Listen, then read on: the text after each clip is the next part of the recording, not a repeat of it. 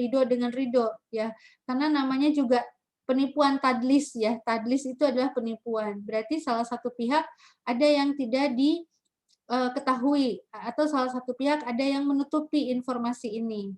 Ya. Tadlis adalah keadaan di mana salah satu pihak tidak mengetahui informasi yang diketahui pihak lain. Jadi ditutup-tutupin. Kemudian dalam istilah ekonomi biasa dikenal dengan disebut dengan asymmetric information.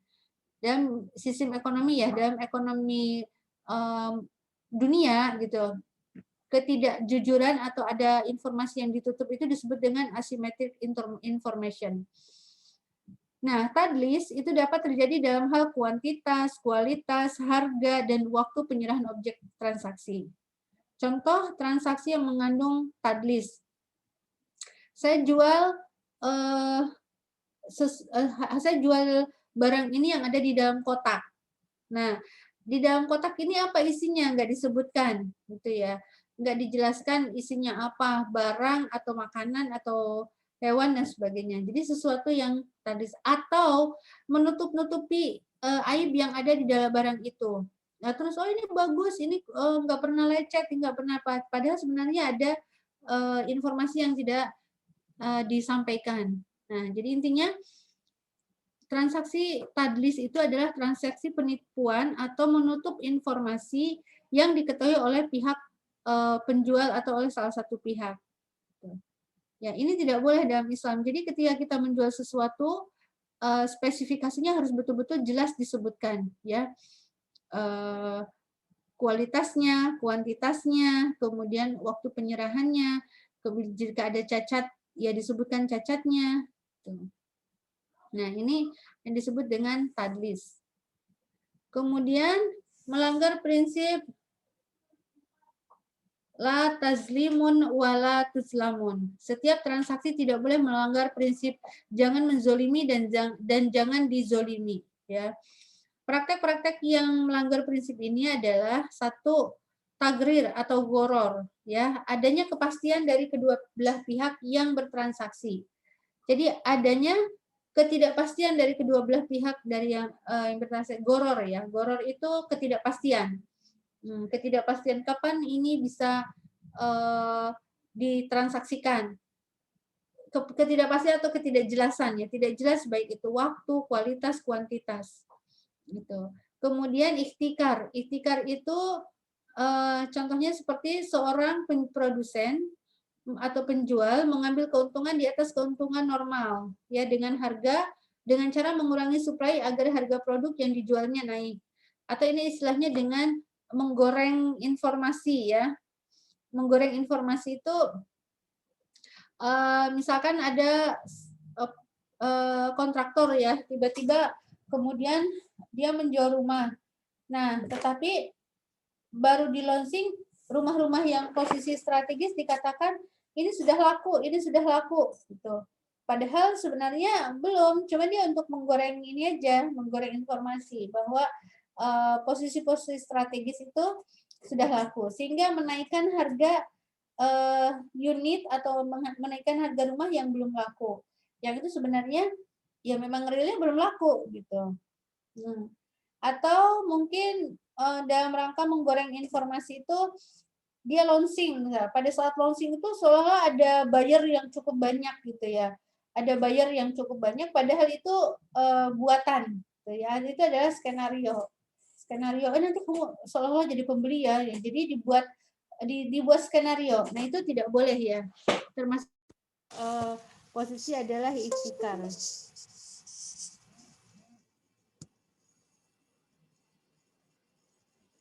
Halo? Zoom-nya mati ya? Enggak, Bu.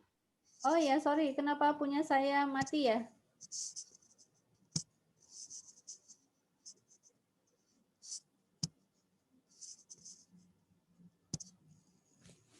Baik.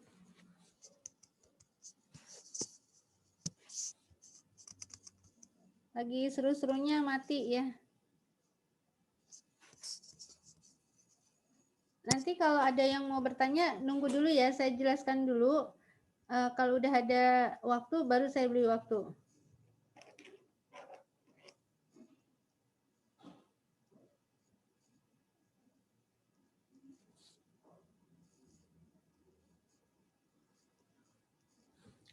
Oke, kemudian tadi ya termasuk dalam kategori ihtikar. Kemudian yang berikutnya adalah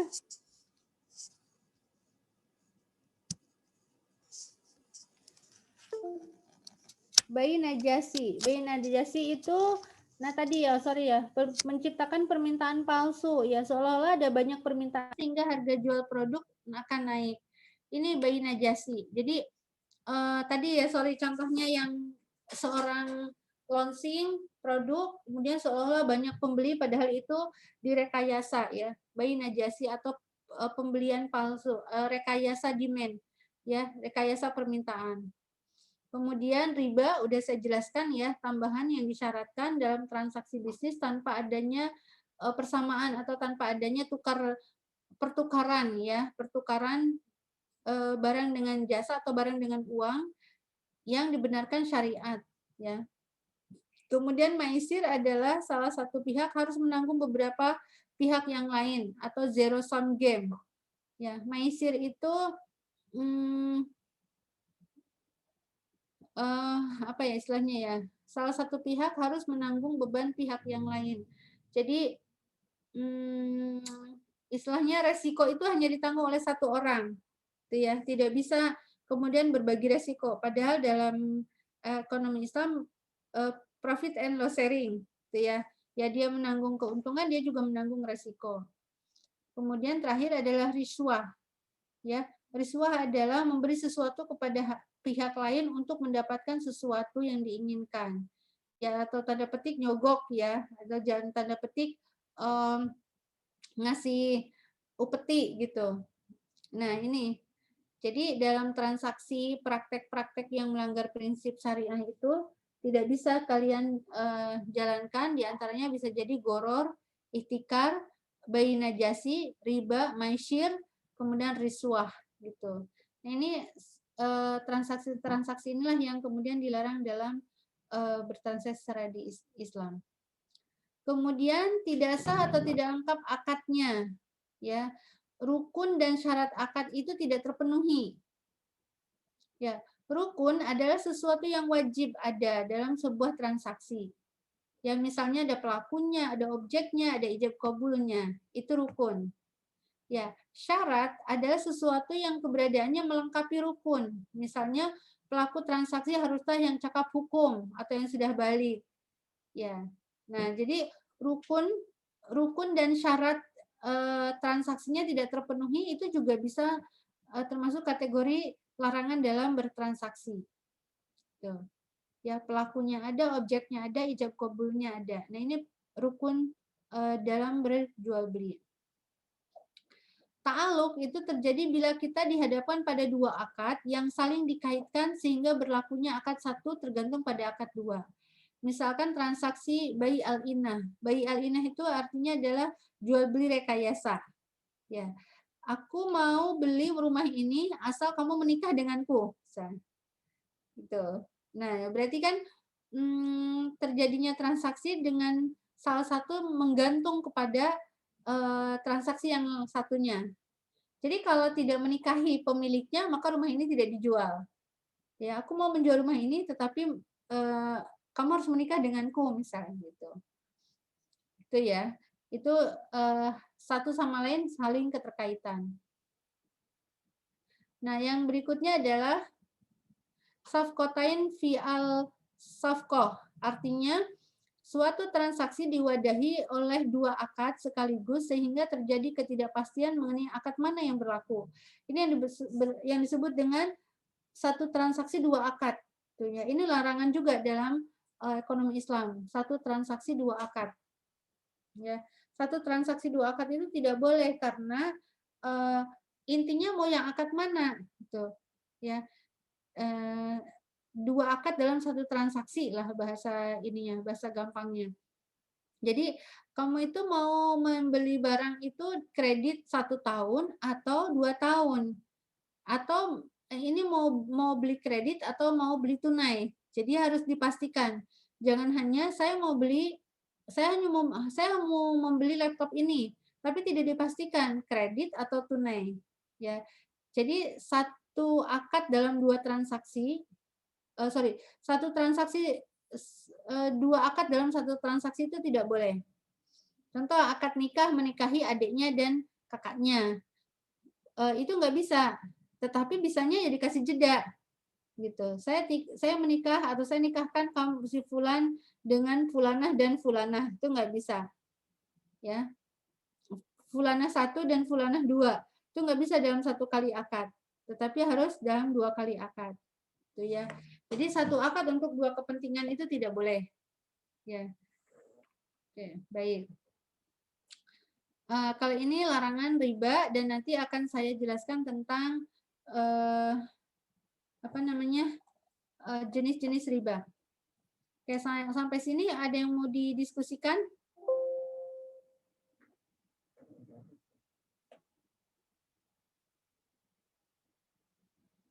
Kalau tidak ada, saya izin ke belakang dulu sebentar ya. Baik, Bu. Baik, Bu.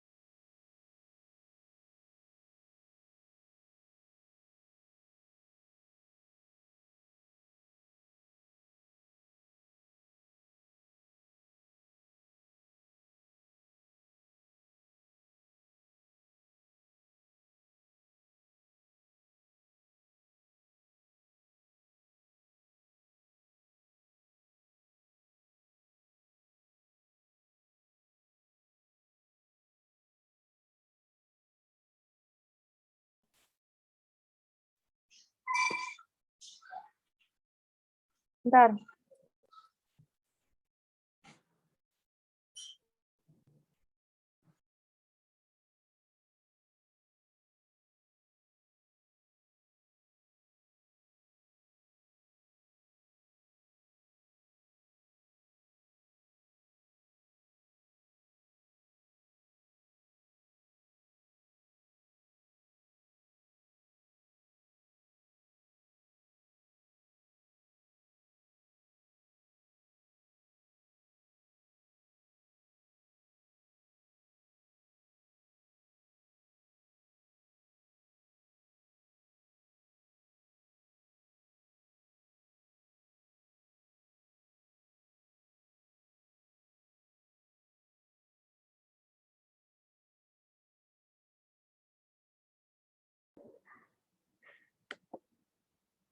Halo.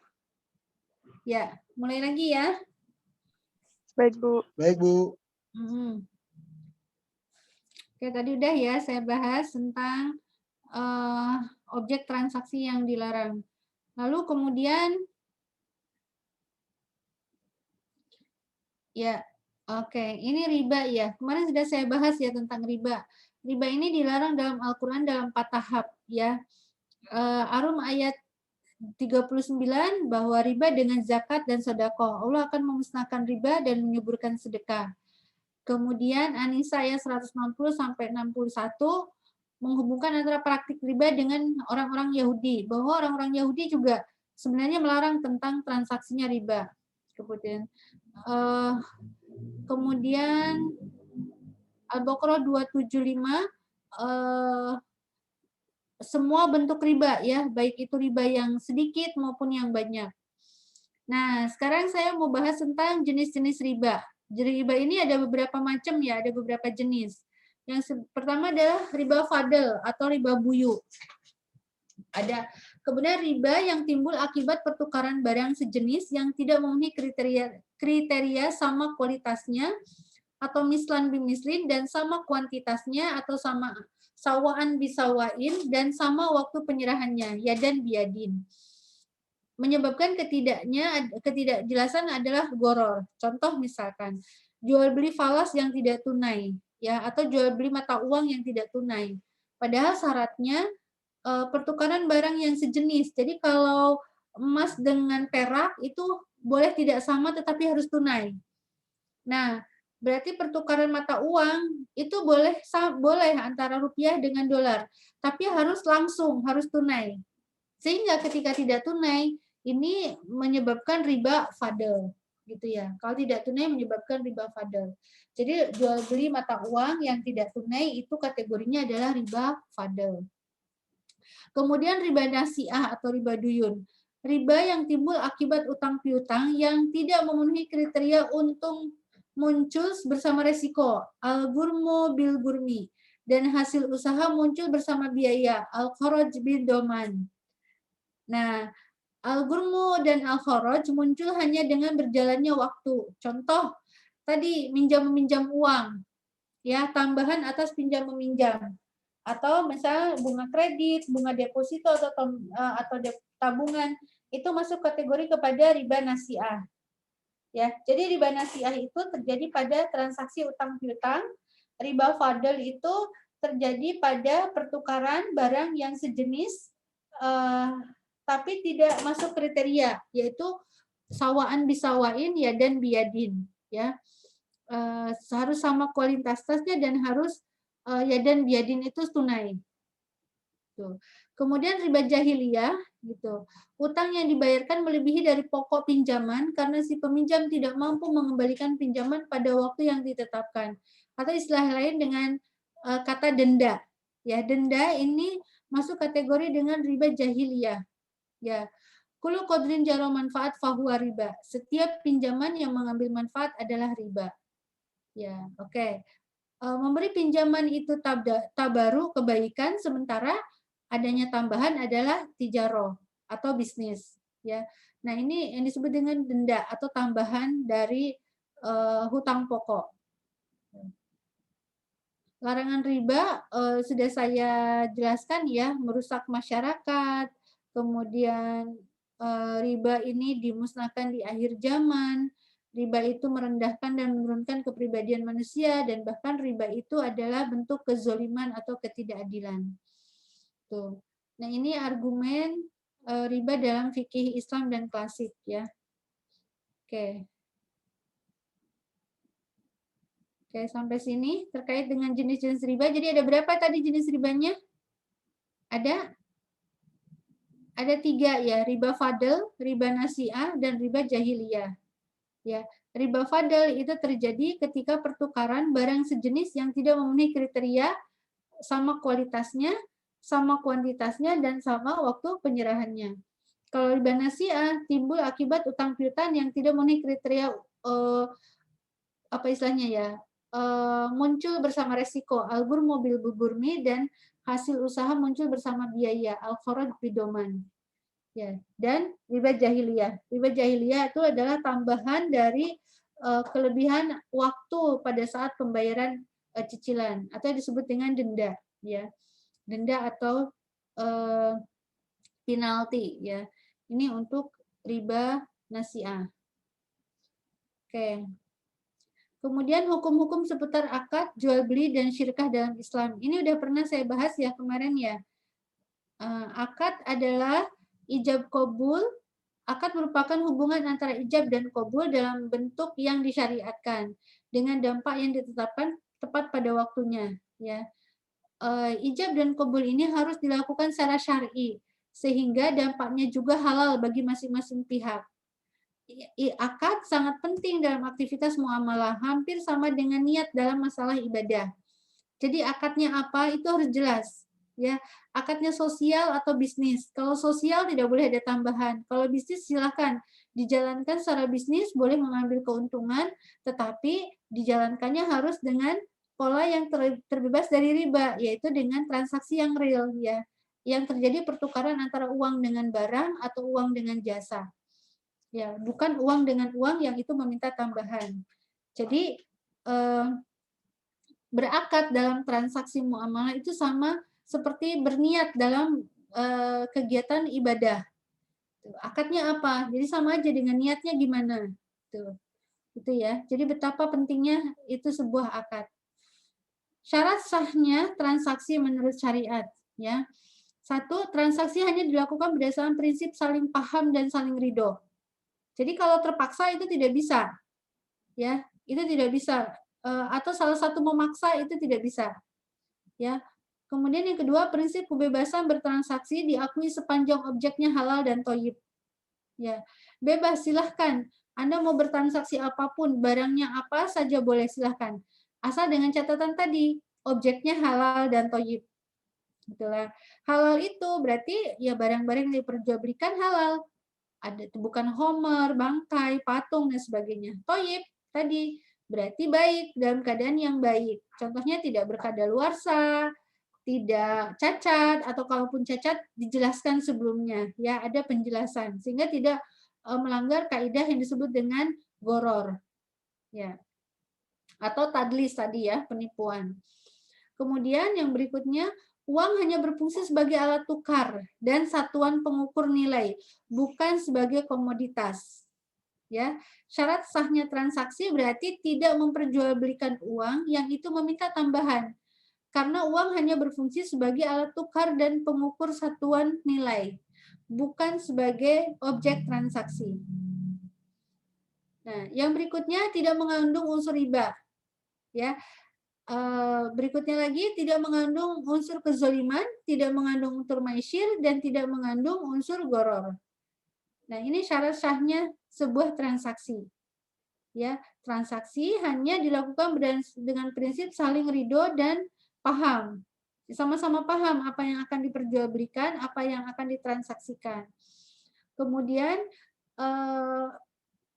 tidak melanggar objek yang dilarang, ya. Jadi intinya kebebasan dalam bertransaksi diakui, dibolehkan sepanjang objeknya halal dan baik atau thayyib. Kemudian uang hanya berfungsi sebagai alat tukar dan satuan pengukur nilai, bukan sebagai komoditas. Lalu syarat sahnya transaksi terbebas dari unsur riba, unsur kezaliman, unsur maisyir, dan unsur goror. Tuh ya. Ini syarat sahnya transaksi. Berikutnya riba, maisir, goror atau unsur keharaman lainnya. Ya, tidak menganut prinsip nilai waktu dari uang atau time value of money. Ya, ini kurang ke sana ininya. Time value of money, karena dalam Islam itu tidak mengenal yang disebut dengan time value of money, ya, nilai waktu dari uang. Jadi ya yang namanya uang itu otomatis ya memang segitu, berlaku terus, tidak ada yang disebut dengan time value of money. Transaksi tidak diperkenankan menggunakan standar ganda, harga untuk satu akad, serta tidak menggunakan dua transaksi bersamaan yang berkaitan dengan ta'aluk dalam satu akad. Jadi tidak bisa ketika akad itu kemudian misalkan ini nanti kalau ngangsurnya 1 tahun harganya sekian, kalau ngangsurnya 2 tahun harganya sekian. Nah, jika itu terjadi sebelum akad boleh sebagai ilustrasi, sebagai gambaran. Tapi ketika itu dimasukkan ke dalam akad berarti menjadi ada dua harga. Nah, dua harga itu tidak boleh disepakati. Jadi harus memilih salah satu, mau 1 tahun atau mau 2 tahun. Jadi ketika dalam akad ada dua harga itu tidak boleh, ya. Jadi akad itu harus dipastikan satu harga dengan kepastian harga yang ditetapkan di awal. Gitu. Lalu kemudian yang berikutnya, tidak ada distorsi harga melalui rekayasa permintaan atau nyajasi maupun melalui rekayasa penawaran atau ihtikar. Ya, tadi ya, dilarang untuk melakukan praktek najasi atau ihtikar, rekayasa permintaan atau rekayasa penawaran. Tuh. Tidak mengandung unsur kolusi dengan suap menyuap atau risuah. Ya, tadi sudah saya sampaikan apa itu yang disebut dengan risuah. Unsur kolusi dengan suap menyuap atau risuah. Oke. Nah, yang ini sudah saya bahas ya tentang produk dan jasa lembaga keuangan syariah. Ada penghimpunan dana, wadiah mudorobah, produknya giro atau wadiah yadomana. Kalau mudorobah ada tabungan, ada deposito. Kemudian penggunaan dana bisa jadi equity financing, ada atau debt financing, ya. Jasa layanan perbankan ada wakalah, ada hawalah, ada kafalah, ada rahan, ya. Atau JIS, atau kalau di BMT Baitul Mal, atau SDB, Safe Deposit Box, ya, Safe Deposit Box, ya, untuk SDB. Jadi ada equity financing itu pembiayaan, ada debt financing, ya, pembiayaan untuk modal usaha atau pembiayaan untuk konsumtif. Tuh. Nah ini untuk produk jasa di lembaga keuangan, penghimpunan dana, penggunaan dana atau produk jasa lainnya. Kalau yang ini saya rasa sudah saya pernah bahas ya. Equity financing itu bisa mudorobah, bisa musyarakah, ya, kerjasama.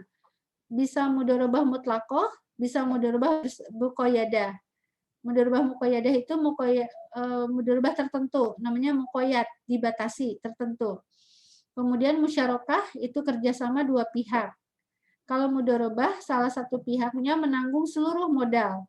Kalau musyarakah bisa dua-duanya share modal, ya. Tapi tidak harus proporsional, tidak harus sama proporsinya. Bisa lebih besar, salah satu boleh, gitu ya. Gitu. Jadi ada equity financing itu mudorobah atau musyarakah, produk pembiayaan atau financing. Mudorobah mutlakoh, mudorobah muqayyadah. Mutlakoh itu tidak bersyarat, muqayyadah itu bersyarat atau tertentu. Kalau musyarakah itu kerjasama dua pihak, kedua belah pihak itu masing-masing menyetorkan modal. Produk pembiayaan berikutnya adalah dalam bentuk konsumtif ya atau debt financing. Bisa dalam bentuk pembelian barang, gitu, barang dengan barang, barang dengan uang atau uang dengan barang atau uang dengan uang atau soft. Ingat ya, uang dengan uang itu tidak boleh terjadi riba. Jadi harus mislan bimislin, sawaan bisawain dan yadan biyadin. ya, sama kualitasnya, sama kuantitasnya. Kalau yadan biadin boleh kalau uang dengan uang. Jadi tidak harus tunai, boleh berjeda. Kemudian kalau ini saya rasa udah pernah saya bahas ya, sumber dananya giro, wadiah atau tabungan wadiah, tabungan mudharabah, deposito mudharabah. Polling dananya bisa dengan konsep bagi hasil itu mudharabah dan musyarakah. Pembiayaan jual beli itu murabahah atau sewa beli adalah ijarah. Ya, ini saya memperjelas aja bagi hasil konsepnya mudharabah. Kalau murabahah itu konsepnya adalah margin. Margin adalah keuntungan ya. Bagi hasil ya pembagian hasil. Ya. Oke, ini wadiah sudah pernah saya jelaskan. Wadiah adalah titipan. Wadiah ini ada dua, ada wadiah yad domanah dan wadiah yad amanah. Wadiah yad amanah itu titipan saja, hanya menitip saja. Jadi barang atau uang yang dititipkan tidak dipergunakan oleh si penerima titipan. Tapi yad domanah itu dibolehkan untuk mengelola atau menggunakan uang yang dititipkan tersebut. Ya. Kompensasinya apa? Baik wadiah yad amanah maupun wadiah yad domanah sebenarnya karena ini adalah titipan uang, maka bank tidak harus memberikan bagi hasil atau keuntungan atau memberikan bonus ya terhadap tabungan dengan akad wadiah. Lalu kemudian ada syirkah ya, syirkah itu bisa ada dua jenis, musyarakah dan mudharabah. Musyarakah itu kedua belah pihak sama-sama mengeluarkan modal. Kalau mudharabah salah satu pihak mengeluarkan modal, pihak yang lain sebagai mudharib atau pengelola. Nah, mudharabah ini disebut dengan mudharabah mutlaqah, disebut dengan mudharabah muqayyadah. Mudharabah mutlaqah adalah mudharabah yang tidak terbatas atau bebas. Silakan dibisniskan dalam usaha apapun, dibebaskan. Tapi muqayyad itu terbatas ya. Kerjasama yang dibatasi. Jadi hanya membiayai proyek X atau hanya membiayai proyek A. Itu disebut dengan muqayyad. Prinsipnya adalah menggunakan prinsip bagi hasil ya untuk mudharabah atau syirkah. Kalau untuk murabahah atau jual beli, baik itu jual beli barang atau jual beli jasa, menggunakan margin atau keuntungan. Ya, saya lewatin aja. Saudara udah pernah saya bahas.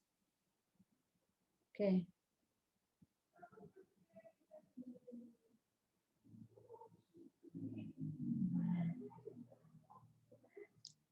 Ya, sekarang al-bai. Al-bai itu adalah jual beli. Bisa jual beli murabahah, salam dan istisna. Ya, udah pernah saya bahas. Jual beli murabahah itu adalah jual beli barang. Ya, bank sebagai penjual dan nasabah sebagai pembeli. Nah, berarti yang ditransaksikan apa? Barang, ya. Barang yang ditransaksikan dalam transaksi jual beli. Jual beli barang dengan uang. Ya, itu wadiah. Kemudian wadiah itu murabahah ya. Dalam murabahah itu ada istilah yang disebut dengan margin. Margin itu adalah keuntungan. Ya.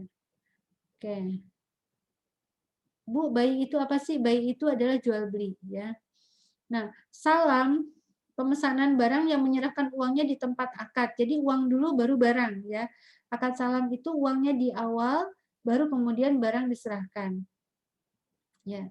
Ini masuk kategori jual beli. Jadi jual beli itu ada murabahah, salam, istisna, dan ijaroh, ya, jual beli jasa.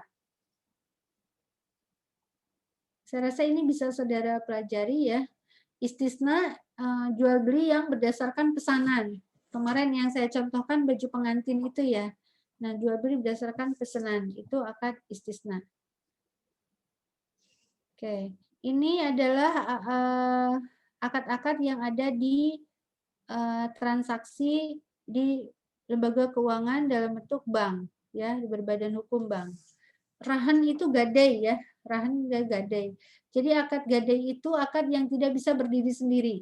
Saya mau menggadaikan motor lalu kemudian mendapatkan uang. Itu tidak bisa kemudian berdiri sendiri jika memang digunakan untuk mencari keuntungan. Karena akad rahan itu sebenarnya akad pelengkap. Ya, dia melengkapi akad yang lain.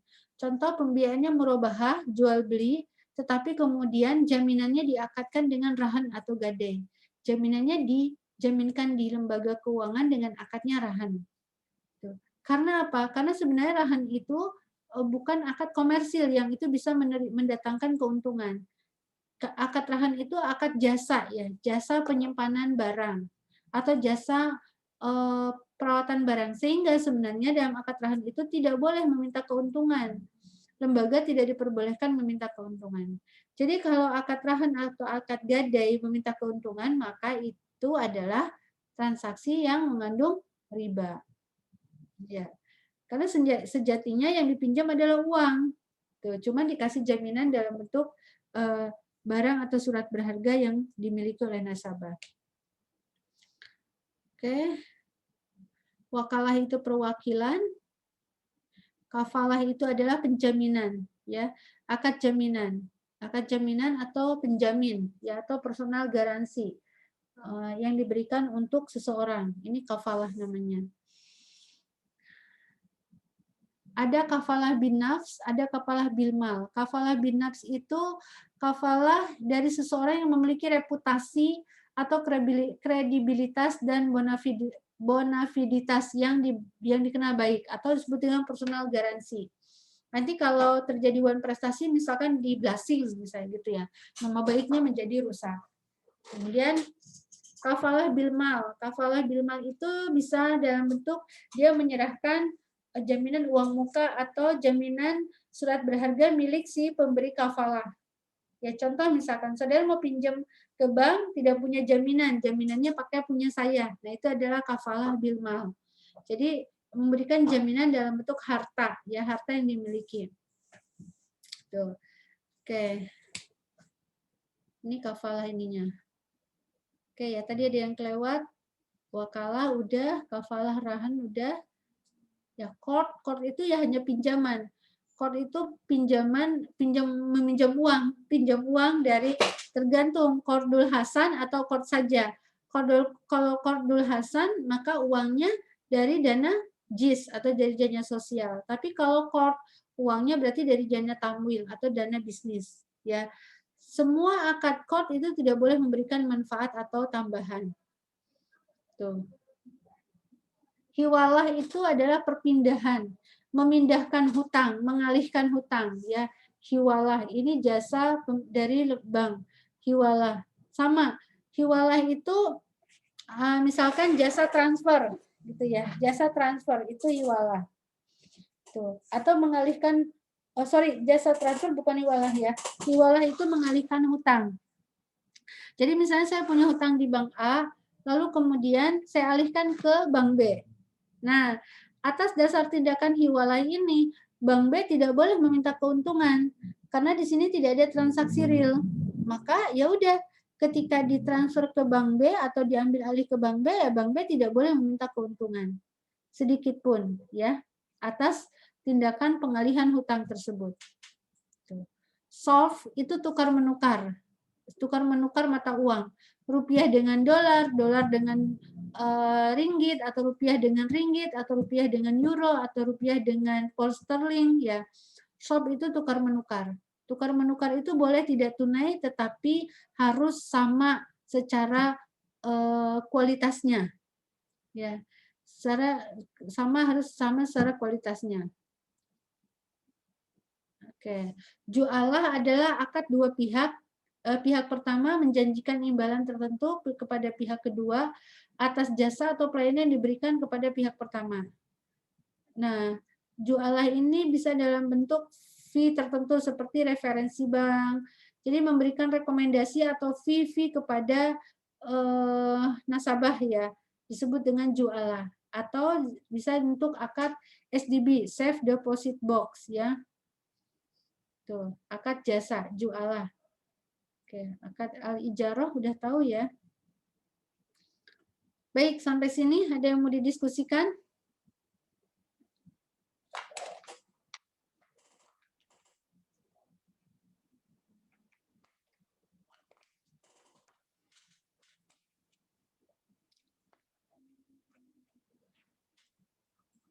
Riki itu ada di kelas ini atau di kelas B ya? Kelas ini, Bu. Oh, ada nggak? Ini ya Riki ya? Riki, Bu, ada, Bu. Ada, oke. Saya akan menjawab pertanyaan yang lewat voice note ya, Mas Rizky. Bu, riba itu terjadi kapan? Riba itu terjadi ketika adanya hutang piutang. Nah, jika tidak terjadi hutang piutang, maka itu bukan riba. Saya akan koreksi jawaban saya yang kemarin ketika saya memberi contoh yang mbaknya meminjam buku di perpustakaan ya. Meminjam buku di perpustakaan lalu kemudian terlambat, jika memang tidak ada bayaran di situ, maka itu tidak kategori riba. Ketika contoh saya yang saya sebutkan ketika zaman dahulu saya sewa CD lalu kemudian saya diminta denda, saya mengatakan itu adalah riba, karena memang di situ ada ketentuannya. Satu hari misalkan 1.000, satu minggu anggaplah misal 10.000. Nah, saya belum bayar uang itu. CD itu udah saya bawa. Berarti saya setuju akan persewaan CD bahwa satu minggu 10.000. Nah, karena saya belum bayar uang 10.000-nya, berarti saya berhutang kepada si tukang sewa CD tersebut. Lalu ternyata saya ketika meminjam CD itu lebih dari seminggu. Saya kembalikan dalam waktu 2 minggu. Nah, ternyata di situ disebutkan jika terlambat 1 minggu, anggaplah denda 5.000. Berarti saya harus membayar 15.000. Nah, tambahan itulah disebut dengan riba. Karena saya memiliki hutang kepada si pemilik persewaan CD tadi. Karena saya sudah setuju bahwa seminggu sewa CD-nya adalah 10.000. Sementara saya belum bayar terhadap pembayaran CD tersebut. Tuh. Nah, Mas Riki kemarin tanya, Bu, terus riba itu terjadi pada saat denda yang mana? Terjadi pada denda yang disebabkan karena adanya hutang piutang. Terus gimana Bu kalau rapat di organisasi kemudian dia minta dikasih denda gitu? Ya sepanjang tidak terjadi hutang piutang ya tidak apa-apa. Mungkin itu sebagai untuk efek jerak ya supaya lebih konsen ketika diundang rapat. Makanya kalau saya lebih kepada punishment ketika dalam sebuah komunitas itu lebih baik tidak dalam bentuk punishment uang, tetapi dalam bentuk punishment yang sifatnya membangun, yaitu misalkan dia ngeresum buku atau nge-review buku apa yang sedang kalian baca, atau dia membuat jemput pembicara. Kamu kalau terlambat rapat nanti tak suruh jadi bagian seksi penjemputan pembicara misalnya. Nah, seperti itu ya jawabannya yang di lewat voice note. Qadarullah HP saya kemarin kena hack, jadi sempat digunakan yang tidak baik oleh orang yang tidak bertanggung jawab. Tapi alhamdulillah 2 jam berikutnya sudah kembali. Cuman selama 2 jam itu sempat dihack. Saya khawatir saudara juga kena chatan gitu. Mudah-mudahan tidak ada yang korban. Nah, dan ketika saya pulihkan kembali, seluruh chat yang ada di WA saya hilang. Saya buat hilang biar cepat kembali. Nah, alhasil saya tidak bisa mengeser pertanyaannya Mas Riki di sini ya. Tapi insya Allah saya sudah paham maksudnya terkait dengan denda bagi sebuah organisasi ya, bagi sebuah komitmen dalam organisasi. Insya Allah ketika tidak terjadi hutang piutang tidak termasuk dalam kategori riba. Ya, kembali lagi denda yang ditetapkan sebagai riba adalah denda yang didasari atau denda yang terjadi karena adanya hutang piutang. Gitu. Oke, gitu ya Mas jawabannya. Saya rasa cukup ya, sudah bisa diterima. Ya, Bu. Baik, makasih ya, Bu. Ya, sama-sama. Afwan ya jawabannya lama sekali karena saya lagi banyak kerjaan di kantor. Jadi nggak sempat langsung saya balas. Cuma bisa saya dengar tapi belum bisa saya balas, terus ketumpuk-tumpuk kerjaan jadinya jadi lupa. Oke? Cukup? Hari ini sudah bisa presensi di My Class enggak? Bisa, Bu. Bisa, Ya, ya. Bu, sudah bisa. Sudah bisa ya. Cuman saya yang belum bisa ngedownload presisi saudara di My Class. Jadi saya nggak tahu nih siapa aja yang hadir. Baik, hari ini saya akan mempelajari dulu untuk bisa saya rekap ya presensi saudara dari pertemuan pertama sampai pertemuan ke-7. Lalu akan saya rekap juga nilai kemarin UK1 dan beberapa nilai tugas dan partisipasi di kelas. Sehingga saya sudah bisa mengantongi nilai saudara di tengah perjalanan. Oke, sebelumnya apakah saya punya hutang ngajar di kelas ini? Misalkan saya pernah kosong atau pernah libur, apakah saya punya hutang itu atau tidak ada ya? Tidak ada, Bu, sepertinya, Bu. Baik, berarti hari ini adalah pertemuan ke-8 ya? Iya, Bu, pertemuan ke-8. Baik, berarti saya tidak punya hutang ya, tidak punya hutang untuk ngajar di kelas ini ya.